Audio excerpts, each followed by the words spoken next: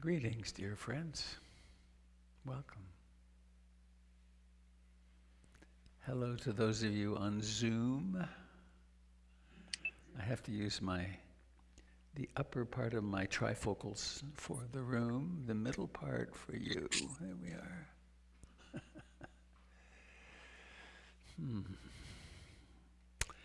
And to friends on Facebook and YouTube. Jamie, would you give me a check on the sound on Facebook and YouTube? And text me. I think it looks good. So that gong, this is a bit loud, isn't it? Is it not? It's not boomy? It's okay? Okay. Seems echoey. I'm in the worst acoustic spot in the room, being right under the speaker. I get all the weird echoes here. So this gong that I just rang is very heavy. It's brass, and it comes to us from Burma, and it's the shape of gong. It's shaped like a Buddhist stupa, a burial mound, and it's the gong that is rung to call to practice. So it's the perfect thing for this moment. And its mythology is that it rings in all realms. So it rings in the human realm and the animal realm, but it also rings in the realm of the angels, the devas, and the hell realms. And so it invites everybody, which one way I make sense of that is that, I forgot something. Go back to here, recording on Zoom. Record to this Recording computer. in progress. There. How did that thought come up? Wow, weird. It calls all parts of ourselves. There are the parts of ourselves that are really angelic and beautiful and fully developed, and the parts of ourselves that are pretty primitive. So all of us is welcome here. That's a very important aspect, I think. So, I have a poem. It's a good poem for that moment, too, when I think of it.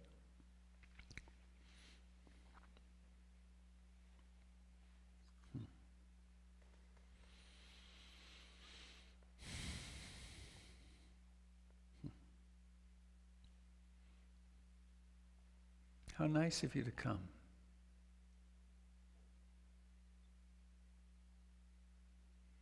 Buddha, Dharma, Sangha, community.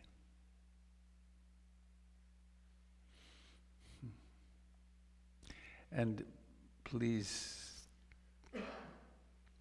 know that regarding masks, if you wish to mask, you may, but we're not requiring masks. The risk level in Multnomah County is now diminished remarkably, which is just great. May it persist. This is a poem by Monica Hall. I don't know how it came into my collection, which is true of most of my poems, actually.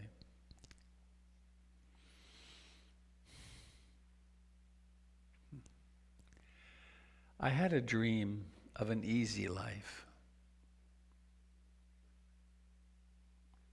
A life where I loved college, made lifelong friends, impressed all my professors, graduated with honors, ceremony, cap and gown, teary pride family.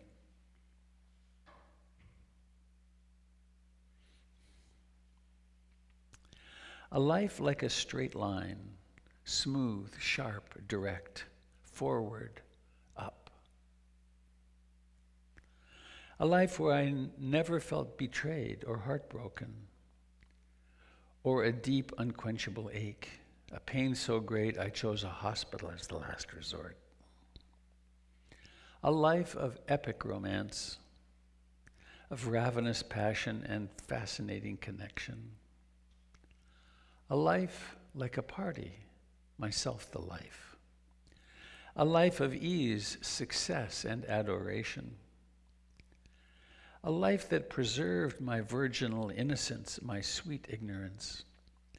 A life without struggle, regret, or disappointment. A life without lostness, confusion, and quiet desperation. A life without loneliness, hopelessness, and self-doubt. A life without suffering, fear, or shame. A life of perfect harmony and happily ever after. I mourn this fantasy, this imaginary life, this fake life, this safe life, this meaningless life, this pointless, faithless life. What good would it be or do for me or for you? I thank this imperfect, chaotic, and magical life. I rejoice in its apparent cruelty, in its roughness. I celebrate its mystery, for it is mine alone. It has created me, this one. Cheers to you, my flawed and flailing, my passionate, my ailing, complicated, messy, winding, tangled life.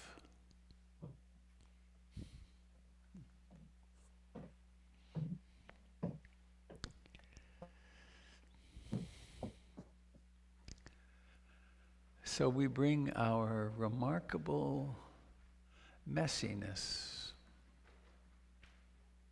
to our practice. I guess we either bring that or we don't practice. Hello, Trina.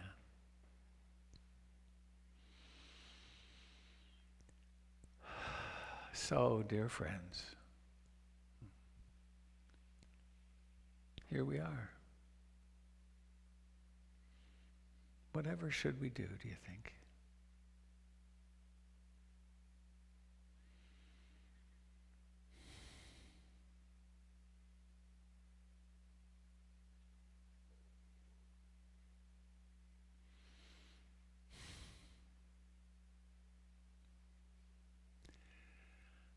We could acknowledge that something very strange is happening.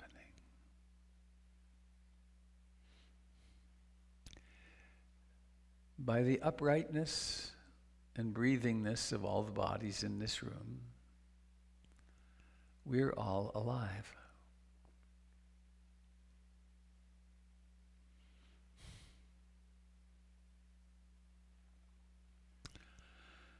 I came across a little quote by Mark Twain one time. He was so funny and intense. He said something like, I didn't exist for 14 billion years, and now I exist for a few decades, and then I won't exist for billions of years again. Why am I worried about anything?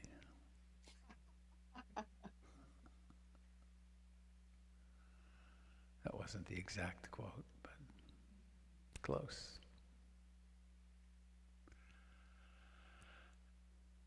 So there's something else happening, which is that there's consciousness.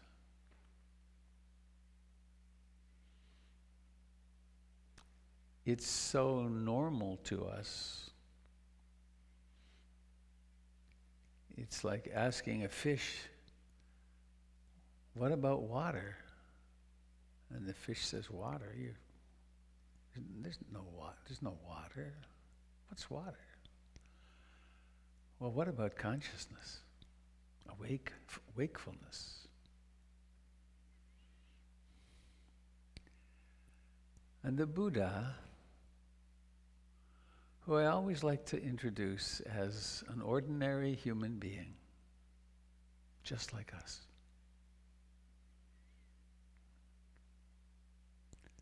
It's not the way in most religious traditions. There's usually some superhuman being, a superhero. But the Buddha was just an ordinary person. Maybe, according to the mythology, a person who had been preparing for lifetimes for this role. But he was motivated by his encounters with sickness, old age, decay, and death to set off on a spiritual quest. And I would venture to guess that every single person in this room has had similar encounters. There's some reason you're not out at brunch or something right now. It's Sunday morning. There's a lot you could be doing. But here you are. Here we are. Because of a sensed urgency or a sensed need, an understanding that there's something important to do.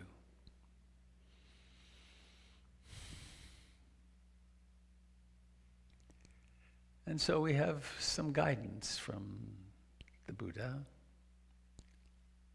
What to do to have the experience he had. That was his whole thing for 41 or 42 years.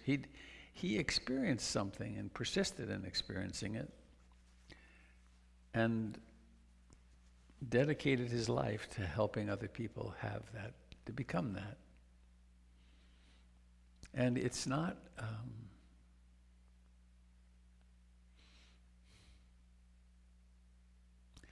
waking up is very possible, as long as we don't turn it into some kind of magical, impossible thing. Every time your mind wanders and there's awakening, that's it. And it happens more and more and more and more frequently as we cultivate it. So let's do that incredibly simple but difficult exercise that's called mindfulness of breathing.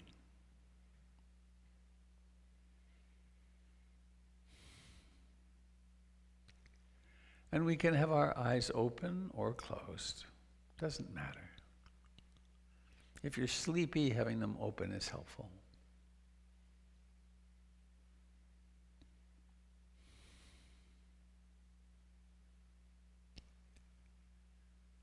And notice that there really is the experience of in-breathing. We don't have to do it. The body's been breathing ever since the moment your mother couldn't breathe for you. It really knows how to breathe.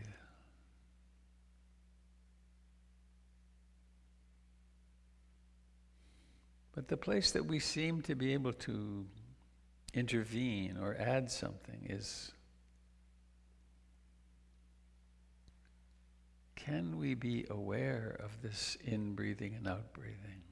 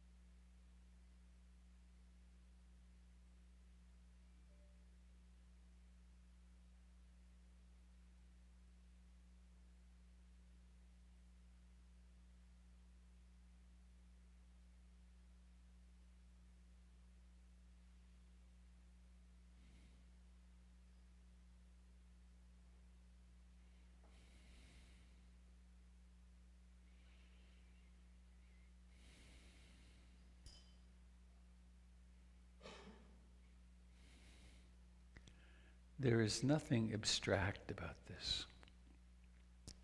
It doesn't require thinking. It just requires remembering. A breath begins, the chest and abdomen rise. Comes to a place of fullness, and then there is the decline, and then the vanishing.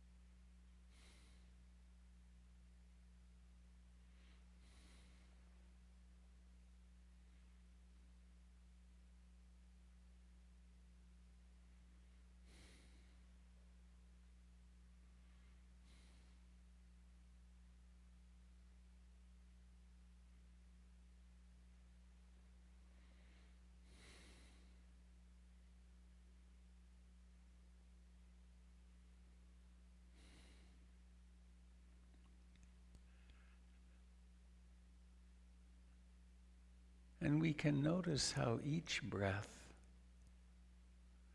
comes into being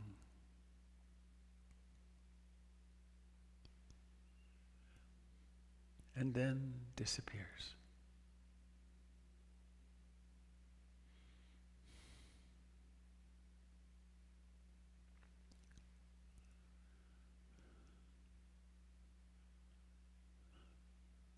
I've been watching the peonies in the kitchen garden for about a month as they came up out of the ground and formed their tight little buds and then got more and more bulgy. And then the ants came and helped them open, and then they just exploded.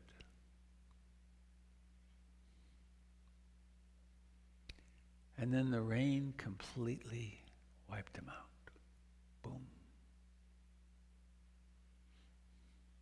A few days of exquisite beauty.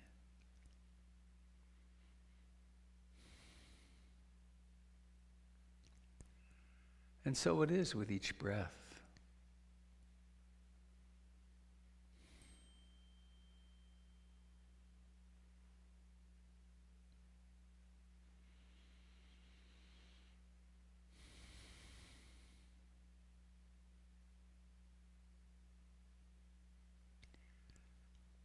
You may well run into thoughts as well, lots of thoughts maybe.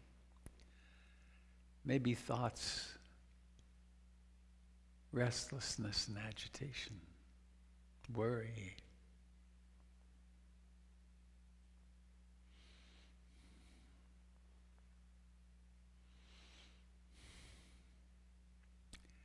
Maybe there's some wanting, some desiring.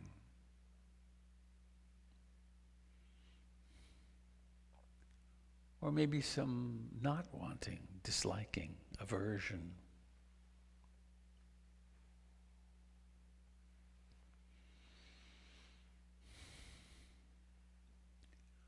Or maybe there's sleepy dullness, sloth and torpor.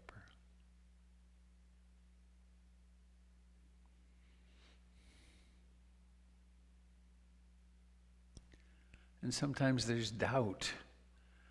Why would I do this practice? What's the point?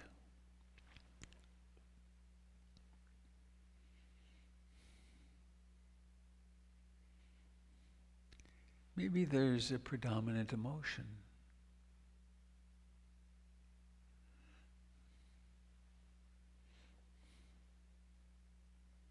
It could be happiness, contentment. It could be sadness, anxiety, depression.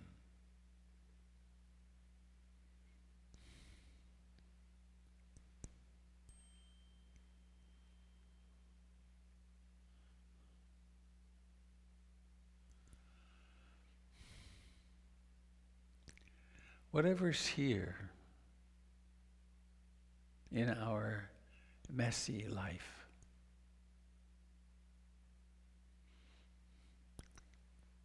we hold ourselves in love and compassion.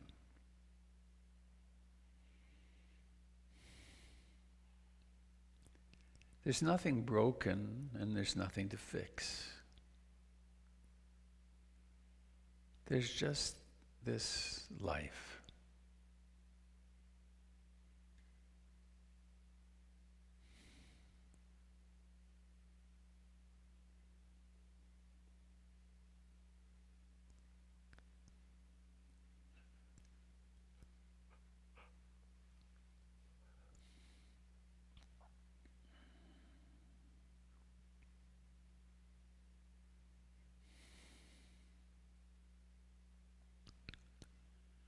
And all the while,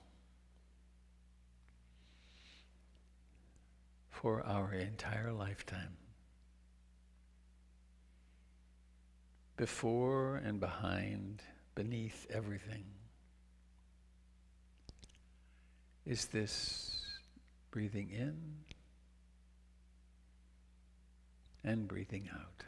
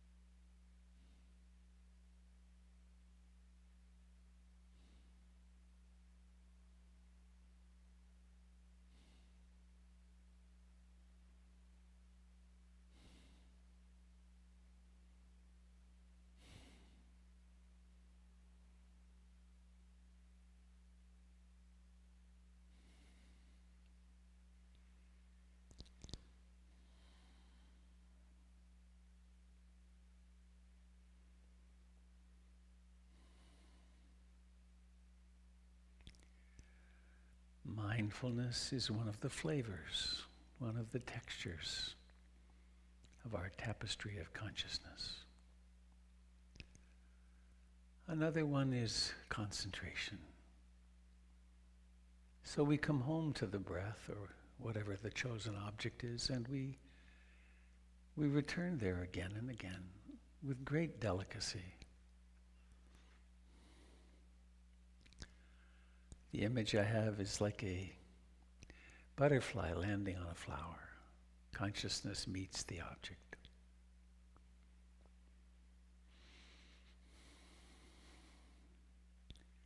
And not only is the flavor non-violent and non-coercive, it's also shot through with love. Love meaning that there's room for everything that occurs. It's a radical yes.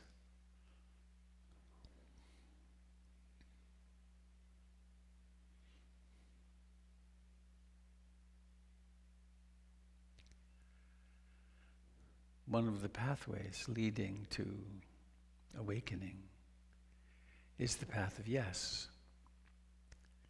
Am I this? Yes. Am I this? Yes. Am I that? Yes. Am I even that? Yes. That's the via positiva. The via negativa, followed by some traditions, and Theravadan Buddhism fits in here.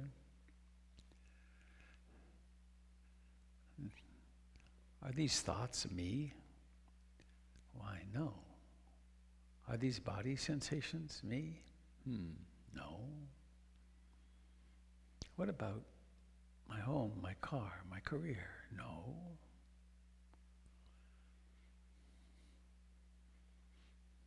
And so we, moment by moment, relinquish the identifications, the prison, and we discover ourselves to be more and more free.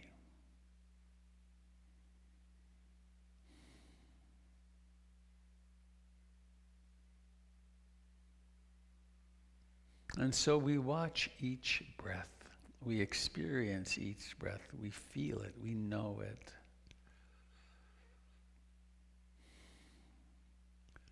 We experience and know and are mindful of the way that time and again we become lost in the trance.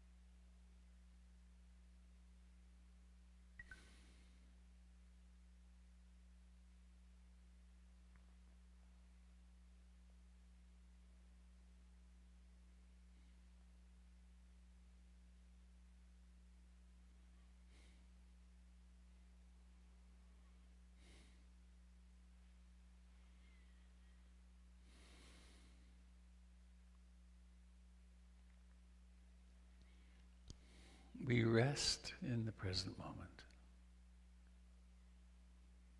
The to-do list is of no importance.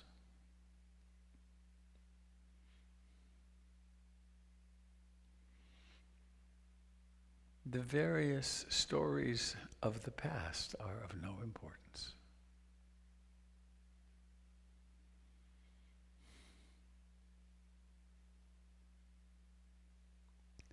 The fantasies of the future are of no importance.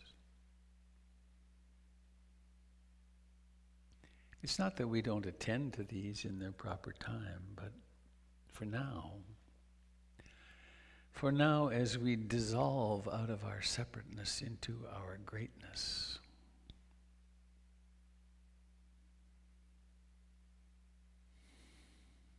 there's just what's happening now.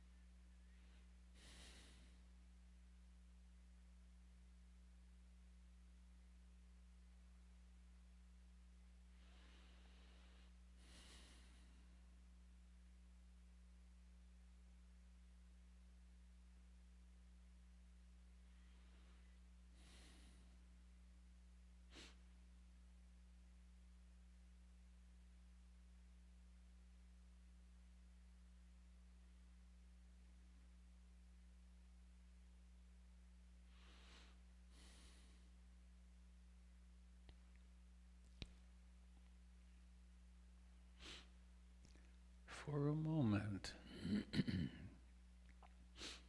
please let us contemplate something. Is it not true that you have a deep longing to be safe, to be loved and loving, to be at ease, to not be anxious?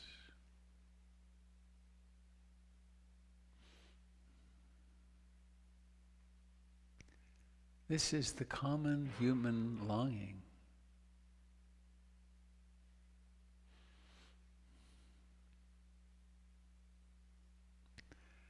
And the case could be made that every single human activity, without exception,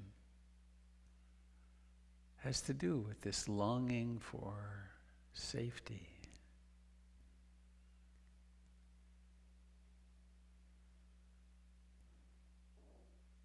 And this longing gets pretty confused. We do pretty crazy things,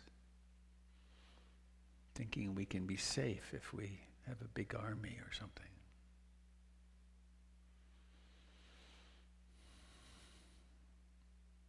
But that longing, that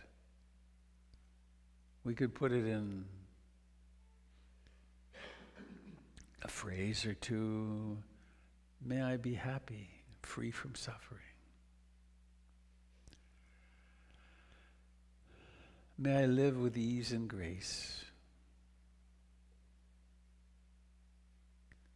May I be liberated.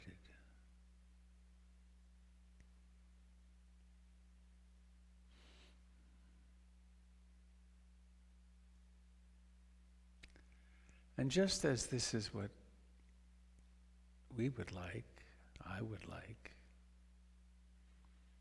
so it's true for everyone in this room. And so we could turn the intention outward.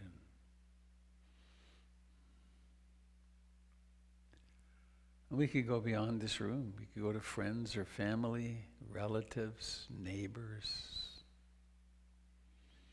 And there's so many ways people do this. They imagine a golden light flowing from the heart, or some celestial being's blessing. But it always comes down to, I know what I really want, and so I can imagine that for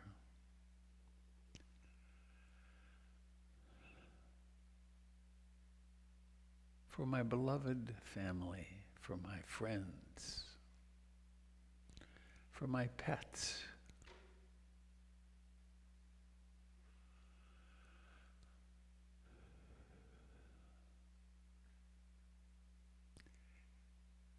And it's said that this practice, which is the practice of metta, or loving kindness, or compassion, can be developed infinitely.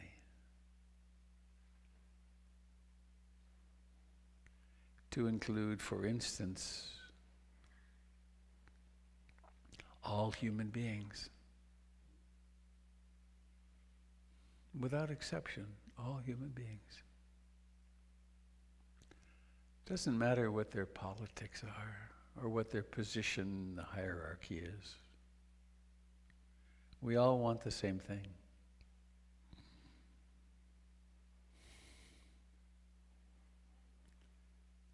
And we can include our close relatives, those who fly in the air, the winged ones.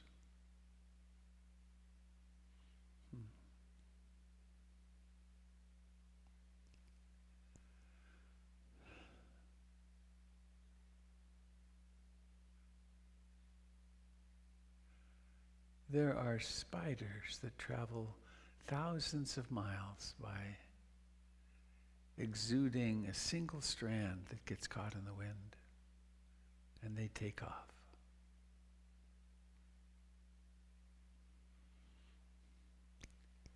Our close relatives who live in the trees,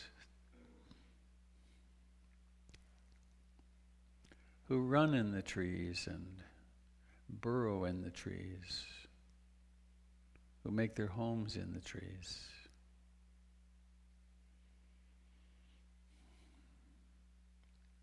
There are those who walk on the earth. The foxes and the deer, the cows.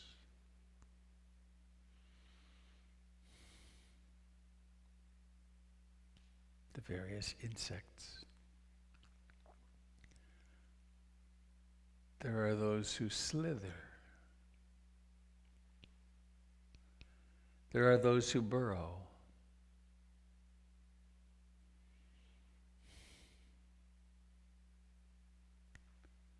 There are those who live in the water.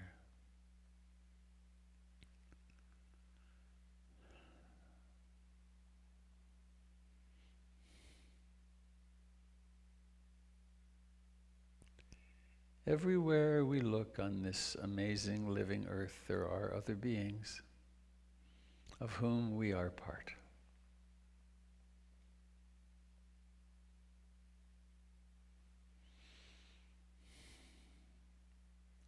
So we use our meditative capacity to remember our interbeing with all of life.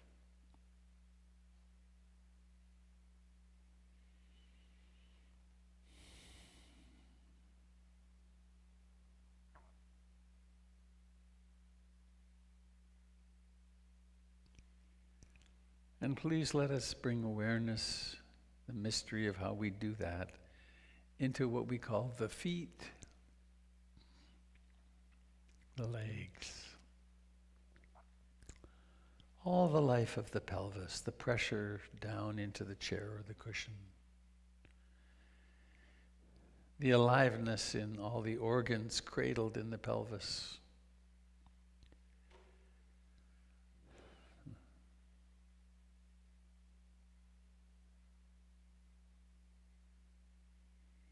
The back, the abdomen and chest.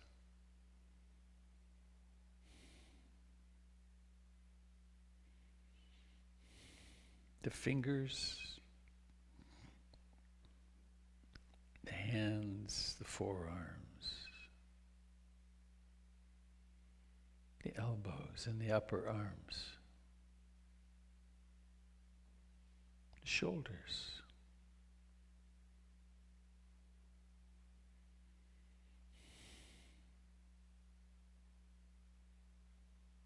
The neck, the jaw,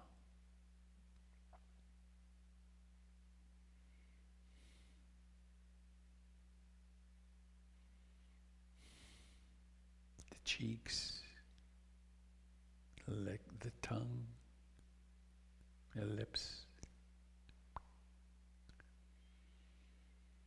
the nose. The nose where the air comes and goes.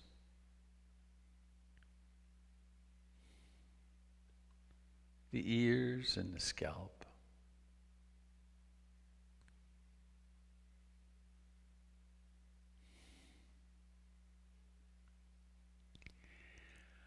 And the eyes.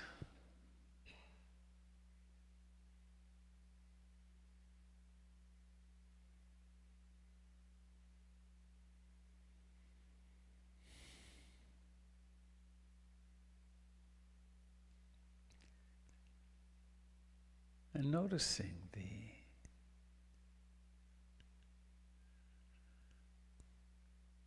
reality of the eyes as matter, with sensations. And perhaps letting them roll around inside their beautifully smooth orbits.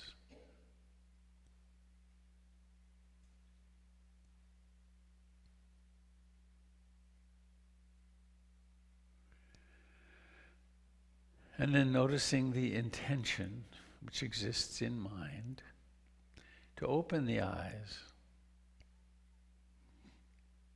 And then noticing how it is you do it, the effort of will. Beginning to open the eyes by lifting the eyelids.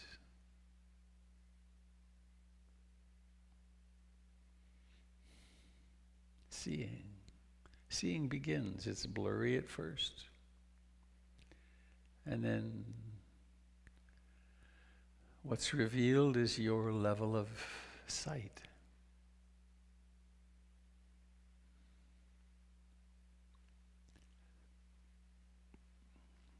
And here in the room, one thing we could do would be to then look around the room and maybe remembering our loving kindness wish. Maybe may you be happy simply.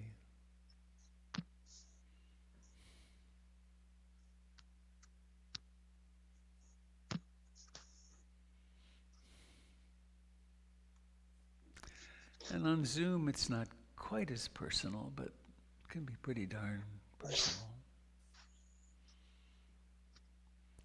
in Zoom and I look at you, I'm not looking at the camera. The camera's over there.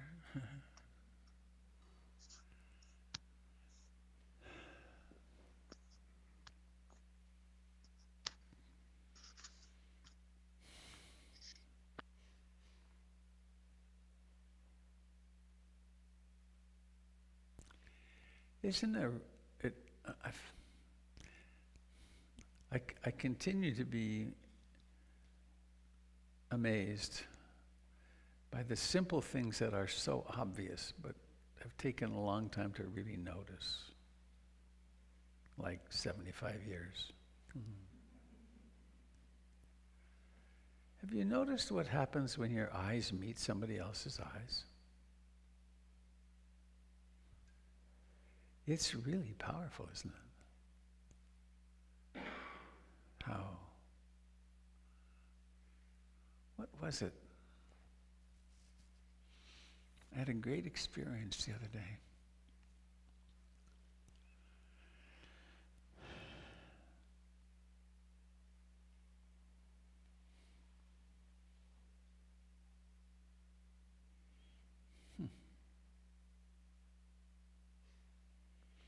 It's funny, I'm not remembering, though I likened it in the moment to an experience I had years ago.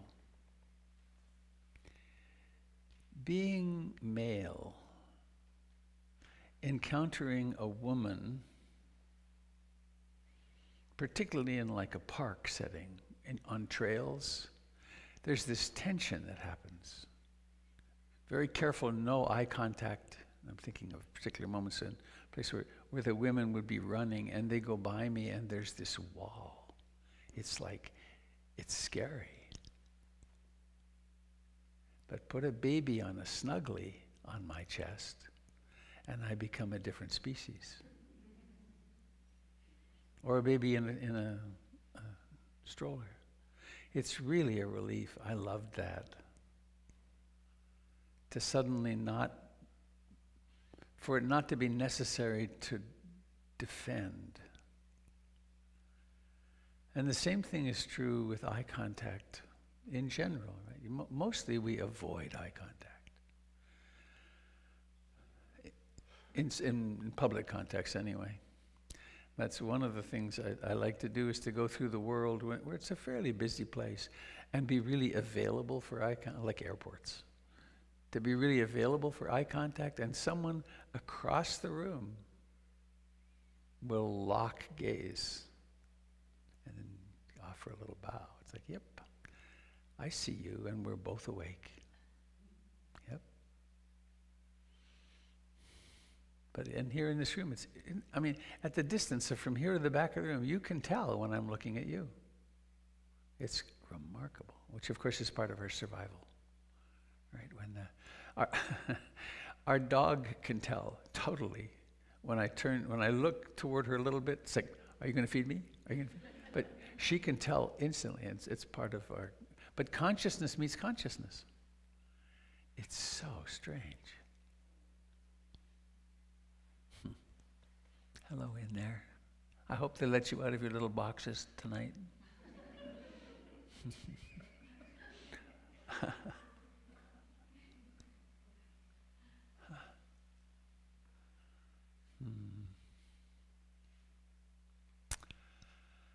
So I have an announcement or two. I planned a way to do it this way.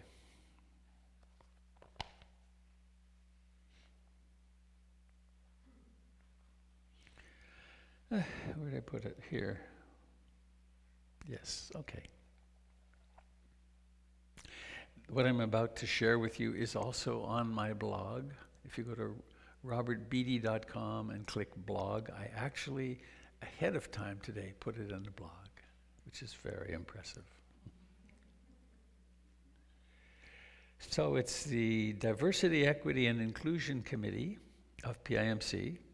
The board and the teachers invite all of us next Wednesday evening from 7 to 9 to be with Shelley Graff and Mark Nunberg, who are from the Common Ground Meditation Center in Minneapolis. And they've been working on issues of inclusion equity and belongingness for about 10 years. And they know a lot. Shelley has been here 2 or 3 times and consulted with our board and teachers. And so there's going to be a Dharma talk. The title of the evening is Belonging and Othering. How do we train the mind to use concepts of identity as skillful means to connect with others and to illuminate our biases? There's no way to function in the world without views or ideas about this and that. The relevant question is, how can one use views and ideas about self and others without planting seeds of suffering? So there will be a Dharma talk and some time for discussion, a small group breakout, I believe. And it's part of our ongoing, long-term aspiration to become more and more welcoming and more awake in that realm. Maggie, would you like to come up and, I think, sit where I sit, because then everyone will be able to see you. Please be seated. I will give you the sacred talking object. Thank you. Ta-da. Thank you. Good morning, wonderful Sangha. I am the volunteer coordinator for PIMC, and I would invite any of you who haven't already to offer your services to this wonderful place and wonderful beings. There are sign-up sheets in the back, and we are finally awakening the library under the terrific direction of Connie, the Barking Dog Library. And if Hal is there, thank you, Hal. And so we're looking for some volunteers to help us get the library ready to open. And so if you're interested in that, please sign up, and I'll put you in touch with Connie. We're also looking for some flower bodhisattvas. Occasionally, folks will bring flowers for the altar. As we all know, that's quite a lovely gift for all of us to enjoy. So if any of you would be interested in doing that, there's also a sign-up sheet. And then we are still looking for folks to help out with opening and greeting. And kudos to Charlene, who did that today. Thank you so much. And then hospitality. I don't know when we will be doing that again, but if any of you would be interested in doing that as well, I can train you and help you with that. So, hello, Zoomers. You can volunteer too. How? That's all. Thank you. How can they volunteer? The Zoomers, The contact me at maggie@portlandinsight.com. .org. I would, .org. .org. Sorry. Can't I be a corporation? .org. We're a nonprofit. Volunteer Inc. So yes, that's how you could also volunteer without coming here, but then I hope you will come here. Thank you. Thanks, Maggie. My hunch is that we will have coffee, tea, and related things again next week. I don't think we need to be holding back on that.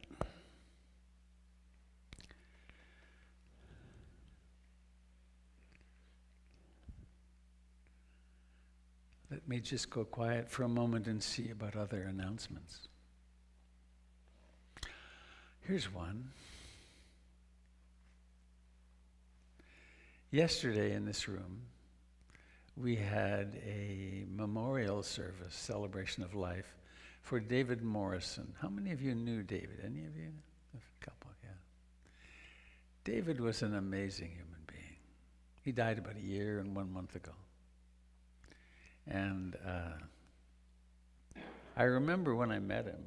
I remember when he became real to me somehow. He was walking up and he came toward me. He was large and he had a bald head and a smile that was like a Cheshire cat. It was like, and he wrapped me in his arms and hugged me in a way that was so nurturing. And he died of cancer. We went, about 2 weeks before he died. I hadn't seen him in a while. I called him up and we went for a walk. We went to Oaks Bottom. And my back was bothering me, particularly at the time. And we were laughing about it. And he said something like, well, I'm dying and you can hardly walk. It was true. I have to stop and stretch. And he said, come on, let's move. But anyway, we had a ceremony here yesterday. And his wife and parents and her parents and friends who'd known him for 30 years or so, and they had a lot of beautiful things to say. He was a person who was there for them when the chips were down. And when he died, he chose a new form of returning to the earth. It's a composting process. And what is left of him, so to speak, is 1/2 ton of dirt. And there was a ceremony. Part of the ceremony was we planted a flower. The family planted the beautiful orange azalea in the new garden, which is for that purpose. And there's a nice little stone there too, honoring David. But there was on the picnic table, there was David's dirt bar. And if you wanted to, you could take dirt home to your garden. There were also 100 little pots, little moss pots with thyme, sage, little plants, little baby plants. And they are half potting soil and half David dirt. And there are a bunch of them on the front porch because they didn't all get taken. So if you would like sage or, I forget what they are, but they're marked. They're little tiny plants. I have 4 of them at home. I'm going to, if it ever warms up, I'm going to plant them. Plant things in the garden and they just disappear these days. So anyway, that's a long way of saying what's out there are those plants, and I invite you to take one home. 1 or 2 or 3, take as many as you want, because those that don't go this morning will become part of the garden, just be recycled. Okay, anything else?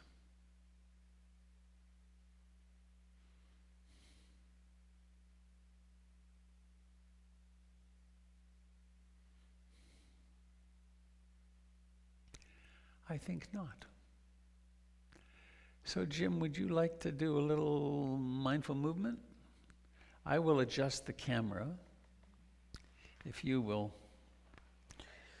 take this. Now, let me see what I need to do on Facebook. I think that's on still. Mm-hmm.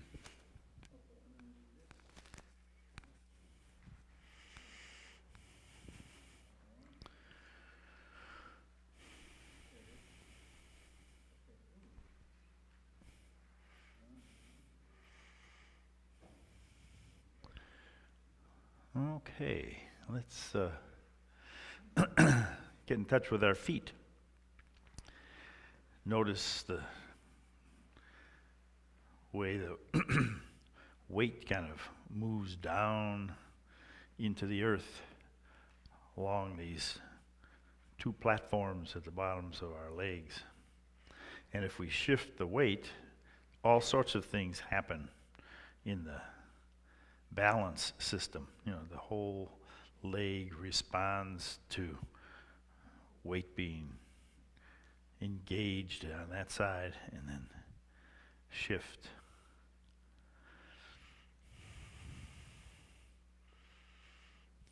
Robert was talking about making eye contact with a woman on a trail. I came to a stoplight during this week, and there was a woman bent over a stroller, gently pulling up a rain guard over the stroller and carefully zipping it up, and I thought, that baby's asleep. And so everything the woman did was, in this round, easy, no jolts, no sudden breaks in the system, so that the baby wouldn't wake up, but would be, protected. And so I mentioned this to a friend, and he said, "Are you sure there wasn't a pug inside?" So I'm not sure. Anyway, these movements that we make are gifts to our body, that we don't have to be stressing and moving quickly, because there's sleeping babies in all these little cells all through the body that we don't want to disturb. And our life in this particular culture at this particular time is just unleashed with disturbances, and the body absorbs the impact of all those disturbances. Stories we hear on our devices, and friends that have lost their jobs or have an illness or lost a friend. So we take time to reset the nervous system into calmness and soothing, gentle movement, stepping out and pressing. We can be engaged in life. We can be engaged in receiving the life around us. But it doesn't have to be traumatic. Just for 10, 15 minutes a day, we create a space around us that's really harmonious and really gentle on the system, and it opens the heart. Look at all we receive today, and look at all that we give. Generosity flowing in and flowing out. And it's like that every day when we get away from the devices and realize the flow of kindness in our lives on 100 different dimensions.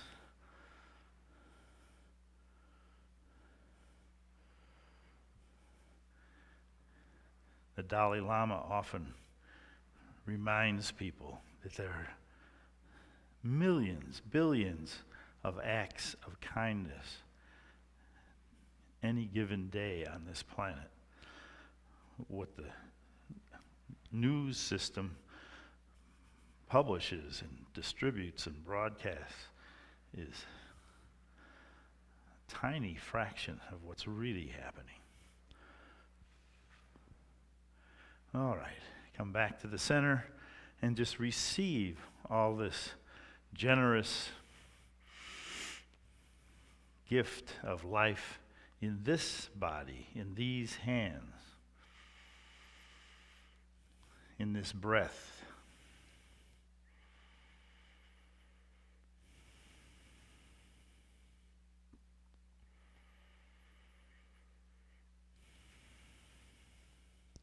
And just the opening of the hands so that the thumbs go outward changes what's happening across the heart that's often just tight and fearing another blast. So I have a little ritual at the end of my classes in Tai Chi and Qigong to bring his hands together and cross the wrists. Come to the heart, make contact with this heart that may be a little frozen for various reasons, but then open the thumbs and open the arms with the thumbs down in it, and it just opens all the little tiny muscles and ligaments across the chest and front of the heart, and that opens the heart a bit. Come back, find the center, soft hands to the heart. Stretch the thumbs, stretch out to the side. Just opening to life. And when we spent, 40, 50 minutes as a group working on relaxation and Tai Chi and Qigong, we know that we have a safe place. Robert was talking about that yearning for safety. We can create community around our different interests. Here we create community around our liberation, our freedom. But we can do it in lots of little ways. I like to do it with Tai Chi and hang out with people that remember the same presidents that I remember. Stretching up.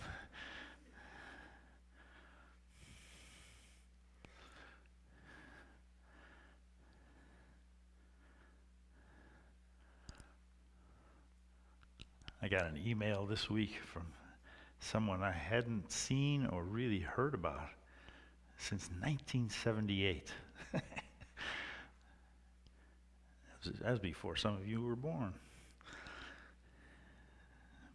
But he contacted this one and that one and that one, and somehow we got back together after 78 years.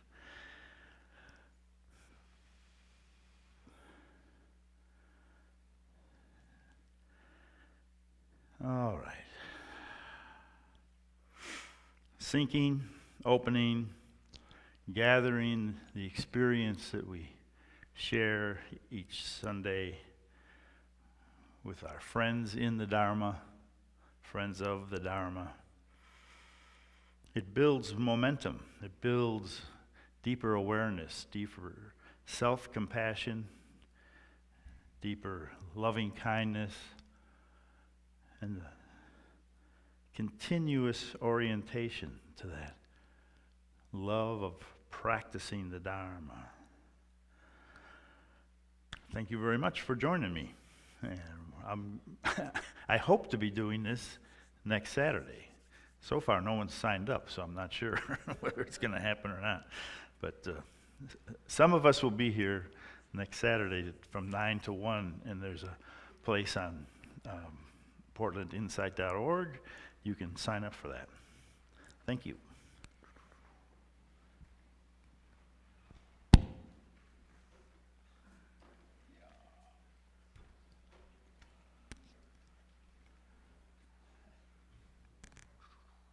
There you go, sir. Thank you. Want me to change this? Yeah, let me guide you. Oh, no, it's fine. I didn't move it. And this camera's not being used for that. That's just... That's being used for Zoom.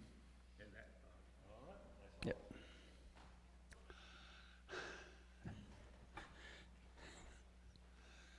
Where'd everybody go?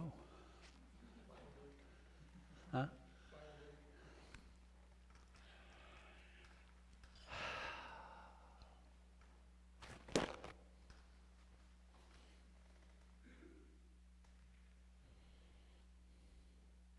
Oh yeah. Now, I need to do this. Gallery view for Zoom.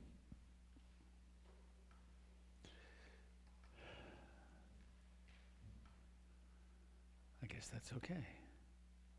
No. Go back to here. There. There's a great chasm. Are you the Republicans? Are you the Democrats? Are you the anti-vaxxers and the...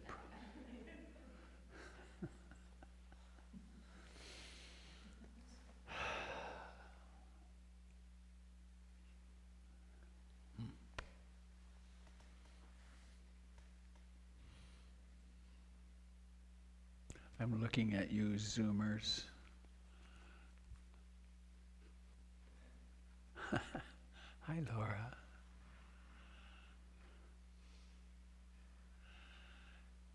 Can I share again the source of your opening reading? The opening reading. Did I?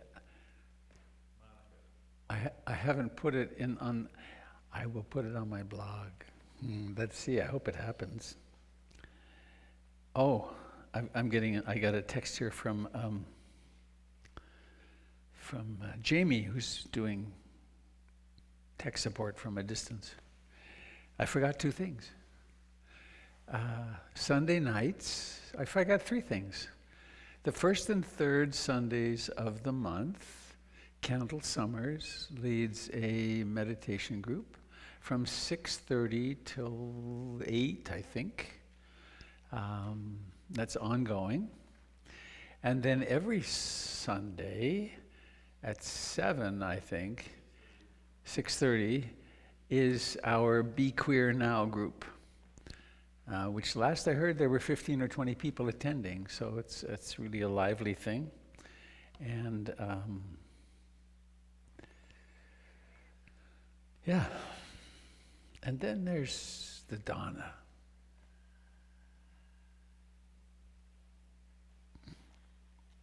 I could brag for a moment. I'm going to brag for a moment. At Hollyhock, where I just taught, Hollyhock is Canada's really most prestigious retreat and conference center. It was my 27th or 28th year. We lost track a little bit. They do a thing. I was teaching beside a doctor, very fine young man, who was teaching mindfulness to physicians. So there were 40 doctors there, and then my group of 22. And we all came together. One can offer what's called a presenter evening, and that's open to everyone on the campus, and in fact anyone on Cortez Island can come. And so the doctor brought his whole group, or we actually went to his space because it was much bigger. And there were maybe 20 people from the island. And my talk was called Love and Compassion in Spite of Everything. And whoever it is that gives the inspired Dharma talks was there that night. He was on. And one of the purposes of these presenter evenings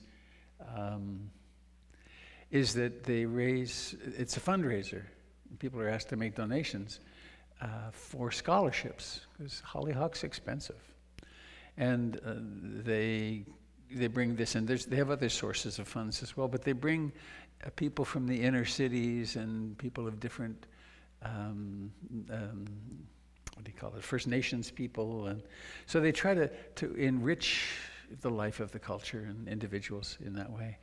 And they commonly raise $300 for a presenter evening. And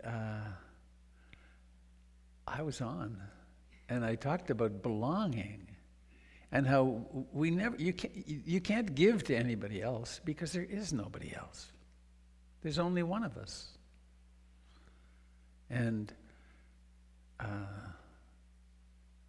so I'm going to keep you in suspense about the amount that I raised while I repeat a little bit of it here. This is your place. This is not mine. This doesn't belong to the board of directors.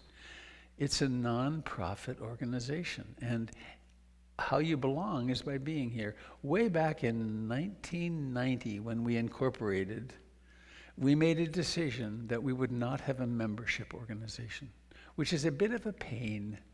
Because if you have a membership organization, you can say, well, the fees to belong are this.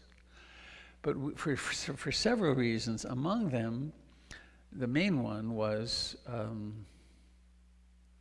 so many people have been burned by religious organizations. You got to contribute this much to belong. You've got to, whereas to belong to PIMC, you walk through the doors. But then, to participate and to really feel like you belong, it makes sense to contact Maggie. It makes sense to come with some regularity. It makes sense to try out all the different teachers. And it makes sense to come on the karma yoga days, the work days, and you get to brush shoulders with people and have fun. And this is a brick and mortar place that is quite expensive to keep going. So you can also participate in the life of your center by making a financial contribution. And the way that we recommend is do a monthly contribution. And that way, it remembers you want to be supportive even when you forget. It's quite automatic. Another is, let me go ahead, coming through a slightly different door. Please raise your hand if you have a will in place. Those of you that don't have a will, why not? Because if you don't have a will, the state takes over. And do you want Oregon, the state of Oregon, deciding what will happen with your assets? Similarly, raise your hand if you have a power of attorney for healthcare, a living will in place. For those of you that don't, why not? You could be on life support this afternoon, right? And then you know who makes the decision whether they go full bore and break all your ribs doing CPR to keep you alive? The doctors have to. I was present. My elder sister was very ill when I went to Canada, quite unexpectedly. She had blood infection, and they were concerned that the bacteria had gotten into her heart valves, and her kidneys shut down pretty badly. And there was, here's the sadness. She made it. She went home yesterday. She's very frail, but she's going to get a pacemaker. But I was there. When I said goodbye to her to go to Hollyhock, I said goodbye. I really thought we were done. But what this lovely young woman doctor tried to have the conversation with my sister. Do you want us to do extreme measures? If your heart stops, do you want us to do extreme measures to keep you alive? And this is not a topic that my sister would ever consider talking about at the worst or the best of times. And this doctor, doing her job, said, well, I need to tell you something, which is that if you decide you want CPR, I will break all your ribs. Because that's what it takes to do CPR on an elderly person. You will be on a ventilator, and the chance of your returning to normal functioning is about 5% or 10%. It isn't like on TV, the CPR stuff. It's really heavy. And then my sister had her response to that. So, if you haven't done those two things, having a will and having an end-of-life directive, please do it for the sake of your loved ones. Children fight over what to do about mom or dad, as opposed to, well, this is what dad. When I was responsible for Ruth Dennison, I was her had her power of attorney for healthcare and her executor. When she had her stroke and was dying, it took her 11 days to die after her stroke. No food and no water, but she was a strong person. And there was actually an uprising in the community of students who came together. They gathered and they took a vote that I was killing her by not giving her water, and that I should be doing everything I possibly could to keep her alive. Because even in a vegetative state, it was better to have her on the planet than not. And I pulled out her end-of-life care thing and said, well, I am doing what I am legally bound to do, which is to fulfill her wishes. So those are two really important things to have in place. And then the other, which is in service of PIMC, put PIMC in your will. This is the way organizations build endowment. Is when you're done with the money and you don't have people that need it, you can give it to PIMC. Now, the giving. What can I use? I can use this. Observe what happens inside you as I do this. You ready? It's a remote for that. It's mine. Ha ha ha ha ha. It's mine. You don't get even to use it. That's a crappy feeling, isn't it? There's a wall. There's like the Berlin Wall is here. Mine. Or I could say, well, this is a pretty functional thing. If you need it, it's yours. We can replace it if we need to. But let's share. That's the practice of dana, generosity. And the Buddha said, if you knew the power of generosity, you would never let a single meal pass unshared.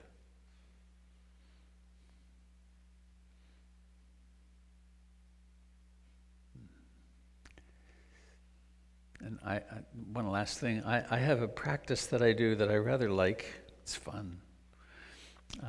Sometimes on my way home, I will indulge myself and stop at a 7-Eleven that's on my way. There's almost always some strung out guy outside. He's standing there cold, sometimes pretty blown away. And I always approach them. How are you? Do they have anything in there that you need that I could get you? And sometimes they just light up. It's like, oh yeah. Okay. And I say, well, what do you want? And if they want a beer, I get them a beer. But I also get them a couple of hot dogs and a bag or two of nuts and some cheese, some healthy things. And I get to come out to them. Here's a little tearfulness comes through. I get to come out and I get to give it to them. And sometimes there's almost no reaction because they're so strung out on drugs or mentally ill or both. And other times they look at me and they feel the bag and they go, wow. And so frequently it's God bless you. Now that's a lot of bang for the buck. I will never miss the $15 or whatever it costs to do that. But my heart feels, even as I talk about it now, it's when you give to PIMC, if you're identifiable, if it's by check or online or whatever, you will receive a letter at the end of January saying thank you. And it's also your tax receipt for taxable donations. It also says Anumodana, which is from Thailand.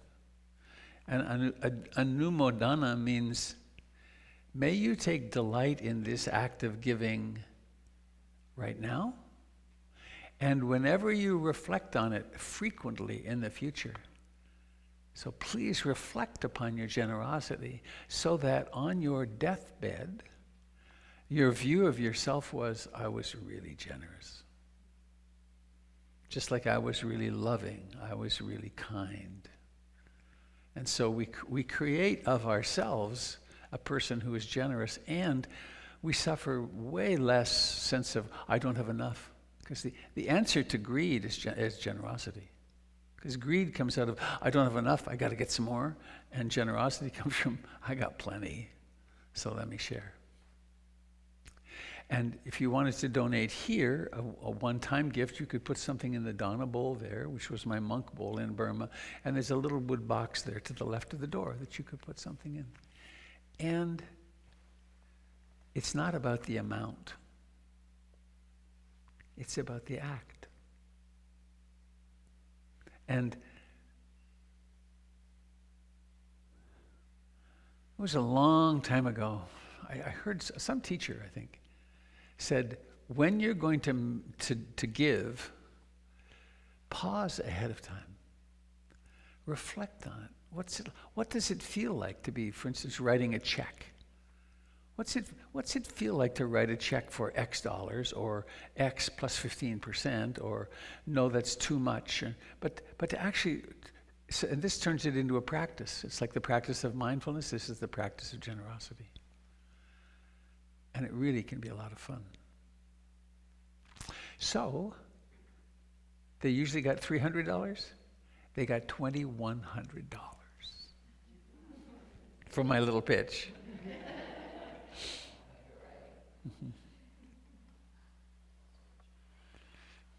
No, to be fair, it was a group of very well-paid people. So, of course, they would have more than in many circumstances. But there are also people with expenses and children. And so, that said,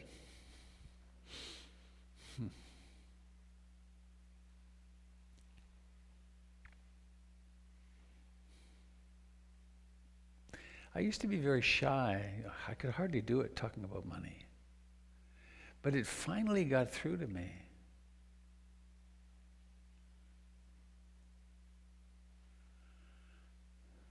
Whenever I talk about money, I'm doing everyone who hears it a favor.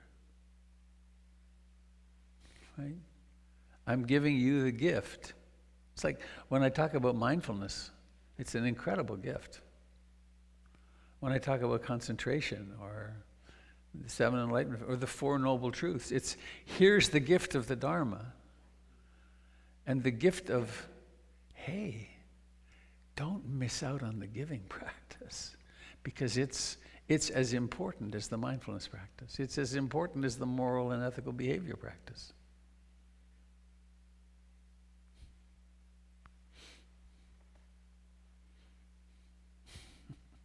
It's funny the things that come to mind. Jennifer cooked a really nice high-protein dinner last night. I was having a piece of meat this morning. And I was pretty full. So this is not kingly giving, this is kind of beggarly giving, but the dog was watching me. And at first I thought, nope, this is mine. But then I thought, what the hell? She really liked it. Okay.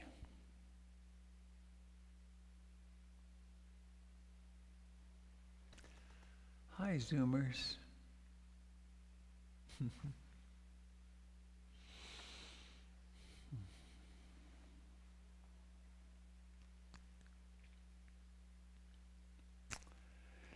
I want to see, how do I do it? Just a second. I do it like this. I go here. Can I do that? Yes.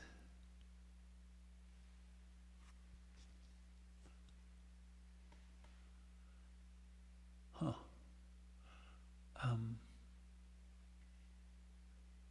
Here it is. Okay.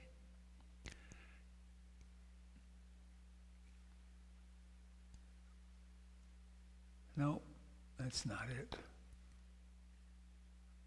That's not it. That's not it. Huh. How do I do it?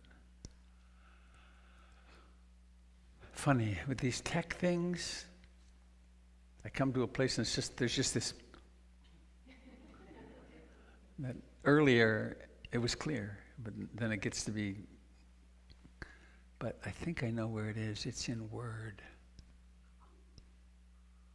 Oh, not that piece of Word. View, window. Document 1, bum. There it is. Okay, now, I go back to Zoom. Back to Zoom, here we are. And share document 1. Well, shoot. That didn't work. Uh-oh. I'm just going to read it. Here we go. I tried. It would have been so slick if I could have done it that way.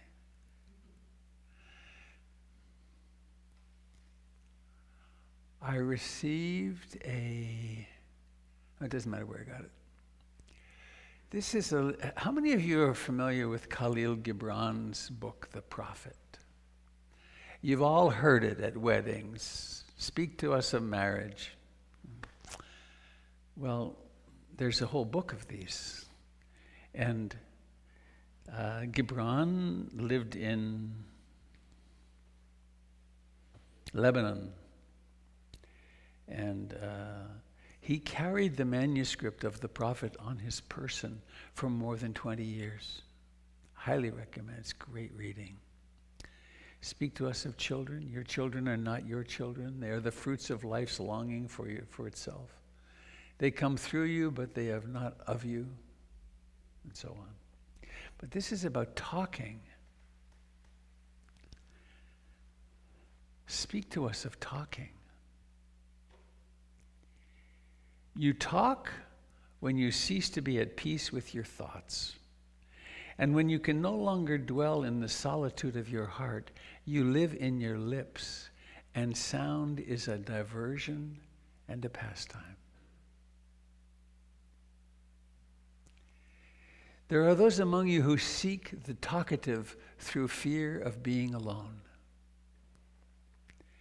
The silence of aloneness reveals to their eyes their naked selves, and they would escape. And there are those who have the truth within them, but they tell it not in words. In the bosom of such as these, the Spirit dwells in rhythmic silence. So I'm going to read it a couple of times and comment on it. But if I were to categorize what this sharing is about, it's about that step of the Eightfold Path which has to do with speech. Wise understanding, worldview, wise intention, our aspirations, wise speech, wise action, wise livelihood, wise or skillful effort, wise mindfulness, wise concentration. This is over here, wise speech.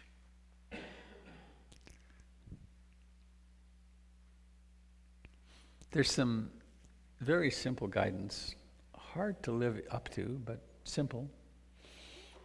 Skillful speech is speech that is not, it's speech that is true. It's not gossip. It's not exaggerated. It's intended to help and support rather than to tear down. It's not slander.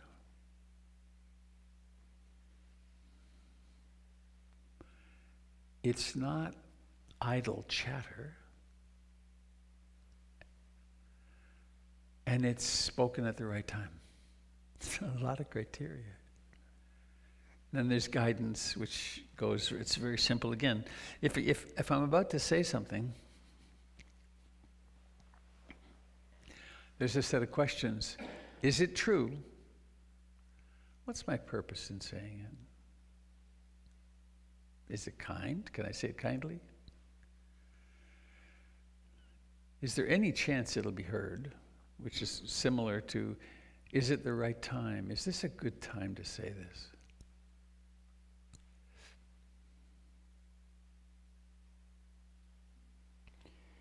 When I talk about this, I often think of an example of really crappy testing of that. It was back in the early days of my marriage with Jennifer, and we were, of all the stupid things, we were having a fight on texting. Have any of you ever done that? It's totally absurd. Texting and email is hopeless because there's no nuance. Tone of voice. Anyway, she said something which was obviously incorrect. And so I quickly typed a very sensible, clear, clarifying response. And I was ready to press send, and I think I was talking the next day about skillful speech, and I thought, is this true? Damn right it's true. Is it kind? Well, it will set her straight, but is it harsh? Well, it's a little harsh. Is it the right time? No. I still pushed send. Because I was passionate. I was right. I didn't hear anything back. She hung up. That hurt. And when I went home that evening, I had come to my senses, and I apologized for that text. It was a stupid thing to do. It wasn't, stupid's the wrong term. It was a very unskillful thing to do because I really knew better, but the passion of being right was strong. So I want to put in a plug for Marshall Rosenberg, nonviolent communication, compassionate communication, very marvelous model. The Buddha would approve very strongly of Marshall Rosenberg's work, so I highly recommend that. But then I want to come back to this talking. One of the things that we do on meditation retreats is something called noble silence. Oh, I learned something nice, something useful from this, forgetting his name, how silly, the doctor that was teaching alongside my retreat.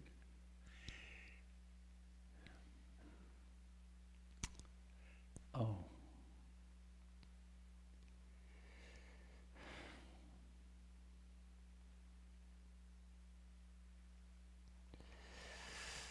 It's an antique sort of word. It's about making eye contact or not. It's not discretion of gaze, but it's being modesty of gaze. So we do our best not to talk, not to make eye contact, certainly not to chatter, not to gossip. Also, not to read or write. It's really a chance to be inward. Modesty of gaze. Love that.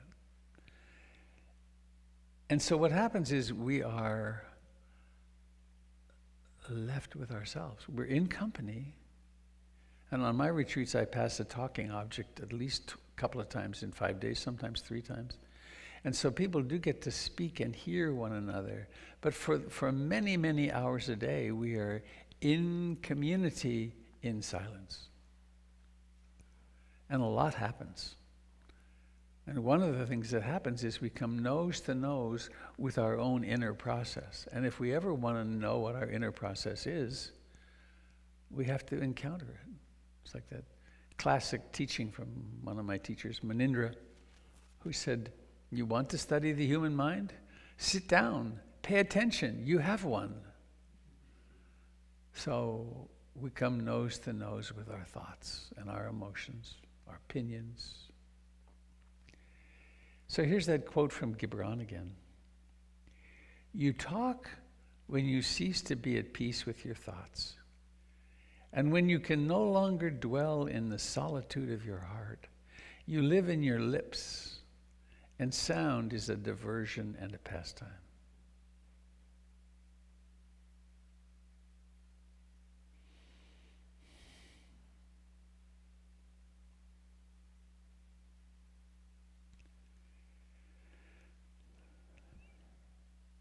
I've met over the years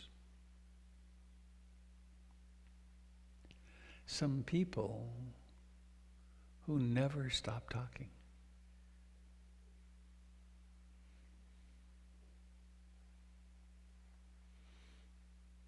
And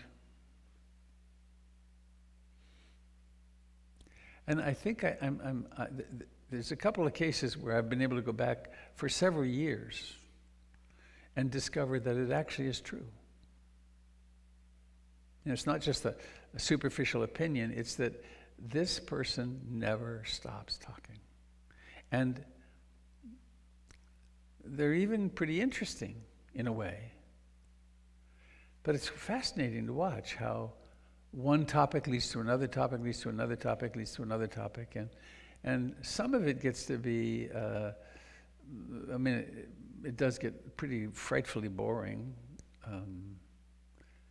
But I find I actually cannot even I can't pay attention to my cousin's aunt's brother whose car broke down and had this kind of problem and that problem, and their child meanwhile was, doing drugs, and I can't hear it.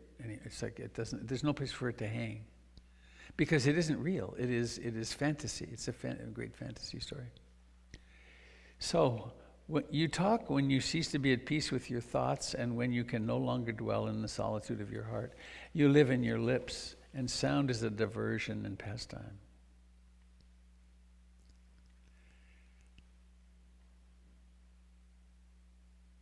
So one of the things I was hoping to remember to say here is, as a meditator, it's possible to decide to have a day of silence when you just won't talk. Or you won't talk unless you need to. It's a different thing. There are those among you who seek the talkative through fear of being alone. I have a habit that's really vastly less than it used to be, but of turning on the radio when I drive.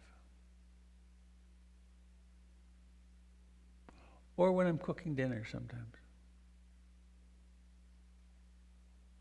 The news. Why? Well, being alone is a little challenging sometimes. And what a fine practice to decide, well, for the next month I won't use the radio in the car at all.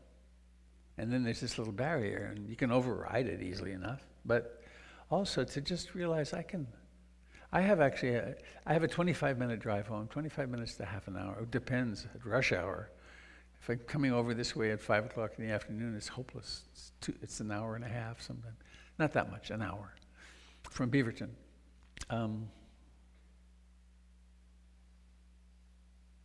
But I propose that as a question. Do you use speaking or listening to? Always having music on is another one. Challenging. There was someone on my retreat who always had in the background of her mind, always had music running. And that the answer for that on retreat is, well, pay attention to it and notice that there are gaps. And then in time it will stop. But it's like a deep-seated, the synapses are always running music. I was very codependently attached with my mother, and it was very difficult to leave. And I stayed at home. I went to college at home, and I finally left. I signed on to a ship and went to Australia from Montreal. But in the years leading to that, I played. I didn't have my own personal music thing, but we had the family stereo and the FM radio with its big bass. And I would lie late at night with my head between the speakers turned rather down, and there was this American guy with a whiny voice who sang, "Hey, Mr. Tambourine Man, play a song for me. I'm not sleepy and there is no place I'm going to. Take me on a trip upon your magic swirling ship." Signed onto a ship. "My senses have been stripped," and so on. I did, 2 or 3 years later, I did 2 months of very intensive meditation and then went back to graduate school. And somehow or another, that song started. And it wouldn't let up. For days. I thought I was broken. It drove me insane. I'm sitting in class and Bob Dylan is whining away. And when it stopped, I didn't notice. But it was in there, right? So there are those among you who seek the talkative through fear of being alone. The silence of aloneness reveals to their eyes their naked selves, and they would escape. Some of what we discover in meditation is not all that flattering. The prejudices, the angers, the jealousies, the self-hatred, the other hatred.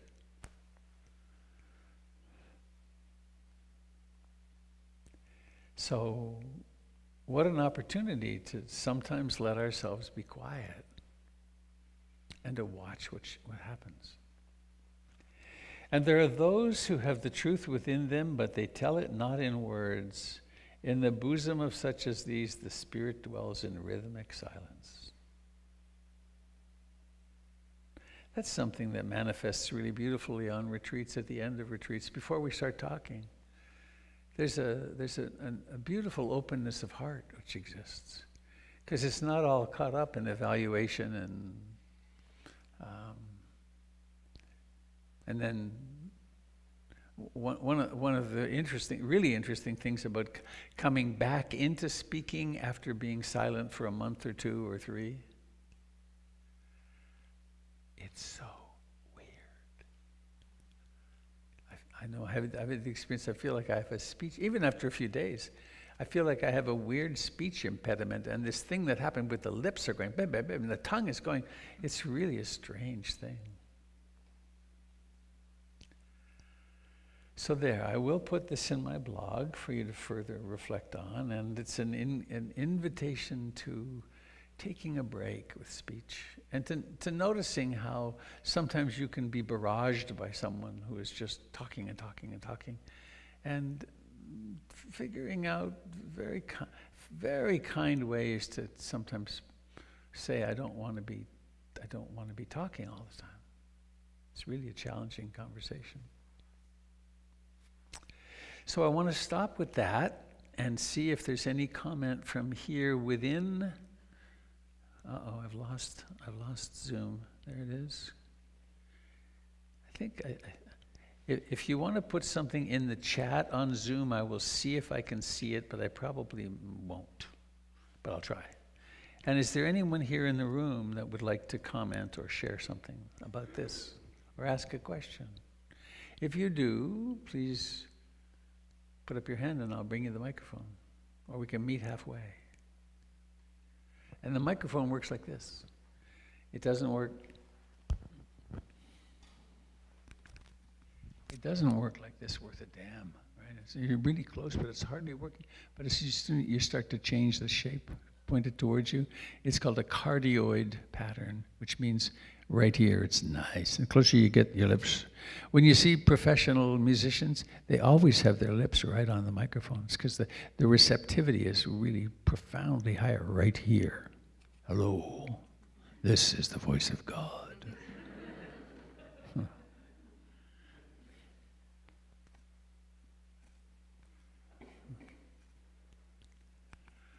So not all at once, please. Paul.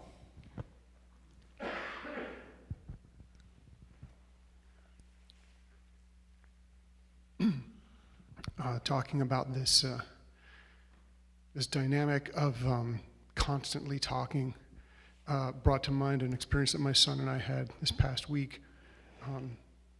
We went out for a quick kayak trip out on the river, and when we came back in, there was this very nice gentleman standing there on the beach, wanted to chit-chat with us about our kayaking. You know, he saw this out there and talked about how it looked like fun, and he had done some kayaking before in the past. And we're trying to put our stuff away and try to deflate the kayaks. And, you know, my son had other things he had to do that day, so we were on a schedule, but we were being polite. It was a very nice gentleman. And we began to realize that the conversation was not stopping, that this person was not leaving any openings for us to say much. And as it went on, and we still tried to make comments and things like that, and we were busy packing up, and then it became very clear that this person, I think, was probably very lonely, because then it was talking about how he didn't have anybody to go kayaking with anymore, and he talked about other trips that he'd taken up and down the river, and kind of waxing nostalgic and looking for somebody to go kayaking with again. And kept talking, and we would try to be polite, to at least be efficient, and not to be rude. But it became very clear to me this person was very interested in connection, And he even gave us his business card and said, hey, if you guys, it just went from 0 to 60 very fast. Suddenly he's wanting to go on kayak trips with us and people he just met on the beach, And I noticed that, it was a very, very touching moment. And of course you want to be polite, and I don't want to be rude and reject his efforts and things like that. And there's also that question about how honest to be in that moment as well, It's a bit forward to, start suddenly try to make friends with somebody and then try to plan kayaking trips out of the blue. But it became very clear what was going on there. And he started talking about other hobbies that he was into. And again, there was just no opportunity, very few opportunities to say anything. And as politely as we possibly could, kind of waited for just that brief break in the constant stream of conversation. Stop! Yeah. Well, hey, thanks for everything. It was great meeting you. We'll keep you in mind. My son's got stuff to do, so we kind of moved on and looked for that opportunity. But it was a very touching moment because this person was obviously in need of some connection, and I'm probably not going to contact him, and I think I didn't know how honest to be about that in the moment, But I felt for his loneliness because I think I kind of read between the lines there. I heard a lot of loneliness there. Right. So there's like you said, there's something there. This lack of an ability to be honest with what's going on in the internal life, and there's a message between the words there in that chatter.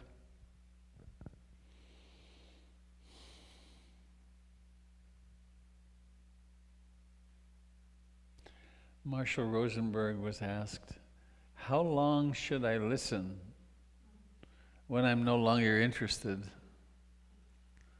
He said, a bit shockingly, 1 word. And then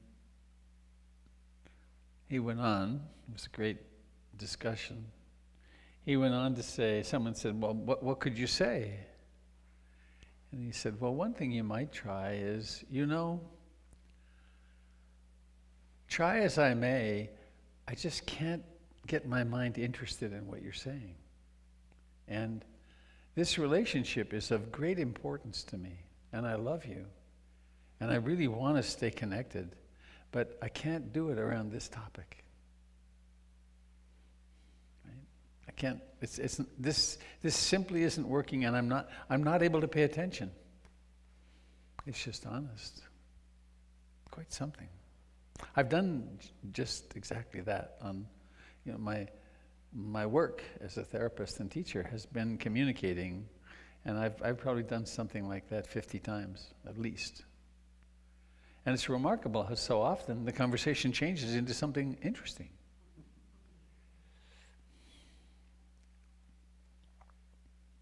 So I guess part of right speech is being honest about that conversation. Absolutely, yeah. And it's not honest brutal, but it's honest. Fact is, I can't hear you anymore.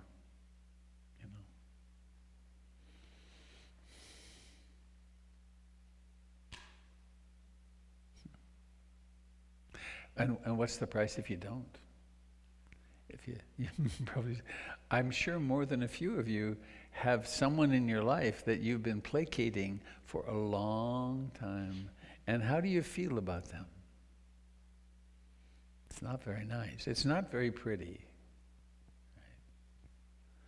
Right? Oh God, they're calling again.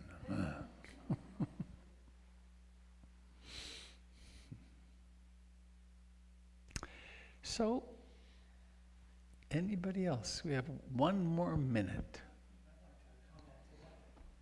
This is Jamie. Can you hear me?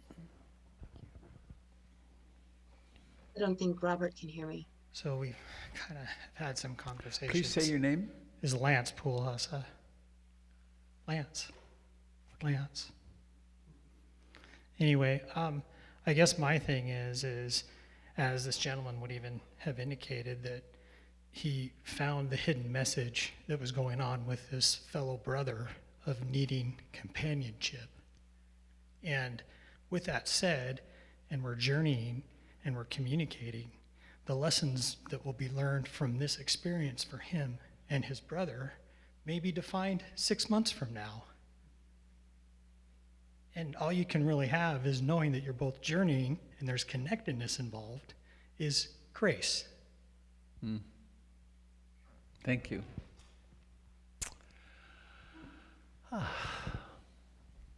Just throw it. I thought you were going to do it. Right. That's right.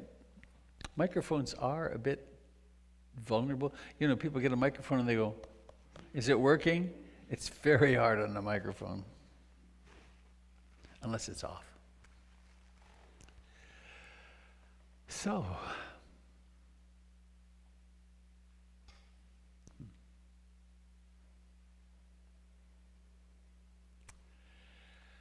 thank you for coming today.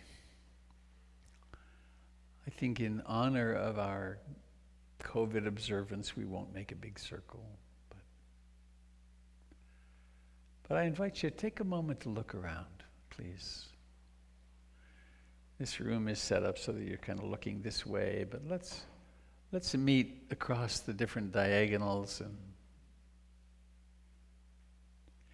and those of you on Zoom can do that from one screen to the next.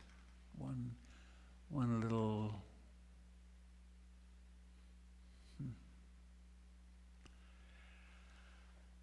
So, here we are.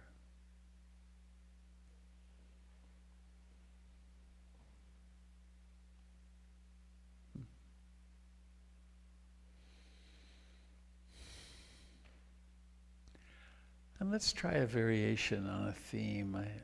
On my retreats, I like to put on a beautiful piece of music written for the moment, and then mill around the room, and then meet a person, and you meet and you greet hands, and then you make eye contact, and then you say simply, "Thank you, go in peace." And then the other person says it. Why don't we, without moving, just look around the room, make eye contact, and just speak to the person across the room. "Thank you, go in peace." See how it works.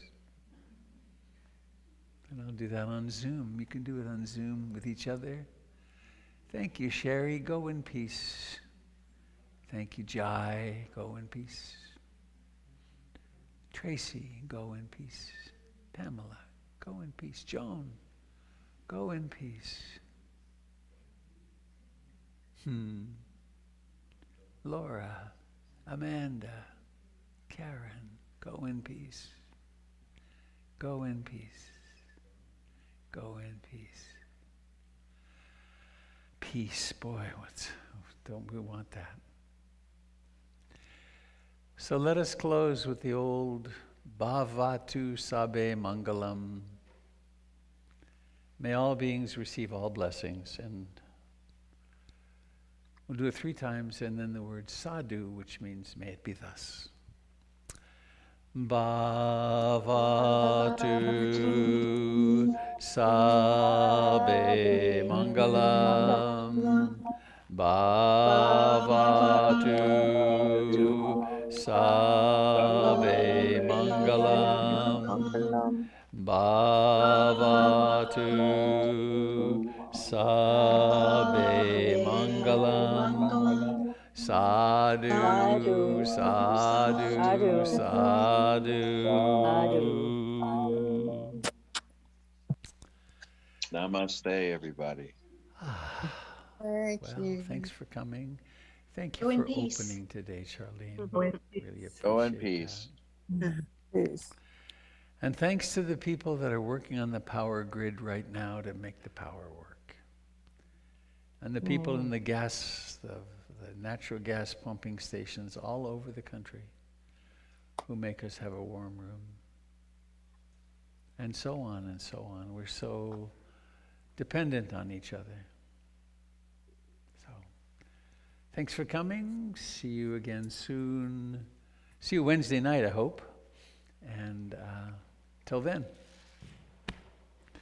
And it feels weird not to go through and schmooze and have coffee and tea, but goodbye, friends on YouTube and Facebook and on Zoom. Thanks for coming. Thank you.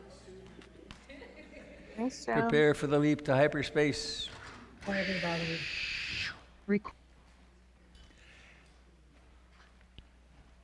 Oops. Hello, my dear. I need about 5 minutes. No, you're fine. You're fine.